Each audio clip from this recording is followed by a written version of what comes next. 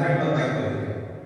ସୈନ୍ୟମାନେ ସହର ପଲ୍ଲୀରେ ଆକ୍ରମଣ କରି ବିଶ୍ୱାବସୁଙ୍କୁ ବାନ୍ଧି ଆଣିଲେ ଓ ମାଧବଙ୍କୁ କେଉଁଠାରେ ଲୁଚାଇ ରଖିଛ ବୋଲି ପଚାରିବାରୁ ଏହି ସମୟରେ ଶୂନ୍ୟବାଦ ହେଲା, ହେ ରାଜା, ଭକ୍ତ ବିଶ୍ୱାବସୁ କହିଥିଲେ। କିଛି ଦିନ ପରେ ବାଙ୍କି ମୁହାଣରେ ଏକ ଦାରୁ ଲାଗିବ ଏବଂ ସେହି ଦାରୁ ମଧ୍ୟରୁ ପ୍ରଭୁ ଜଗନ୍ନାଥ, ମା ସୁଭଦ୍ରା ଏବଂ ବଳଭଦ୍ର ରୂପରେ ତିଆରି ହୋଇ ପୂଜା ପାଇବେ। ମୁଁ ଯୁଗାବଧି ଧରି ଏ ପାହାଡ଼ରେ ପାଷାଣ ରୂପରେ ଭକ୍ତମାନଙ୍କୁ ଦର୍ଶନ ଦେଉଥିଲି।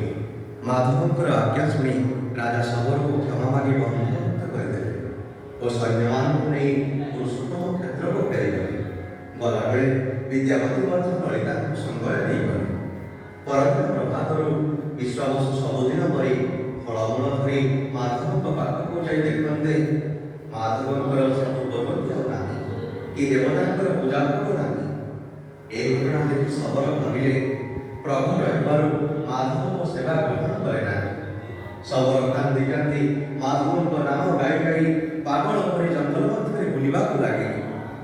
ରାଜା ଇନ୍ଦ୍ରଦ୍ୟୁମ୍ନ ମହୋଦଧି ନିକଟରେ ଏକ ବିରାଟ ମନ୍ଦିର ନିର୍ମାଣ କରି ବ୍ରହ୍ମାଙ୍କ ଦ୍ୱାରା ପ୍ରତିଷ୍ଠା କରାଇଲେ। ଶୂନ୍ୟବାଦ ଅନୁସାରେ ରାଜା ପ୍ରଥମେ 1000 ଅଶ୍ୱମେଧ ଯଜ୍ଞ କରିବା ପରେ ବାଙ୍କି ମୁହାଣରେ ଏକ ଦାରୁ ପ୍ରତୀୟମାନ ହୋଇଥିଲା।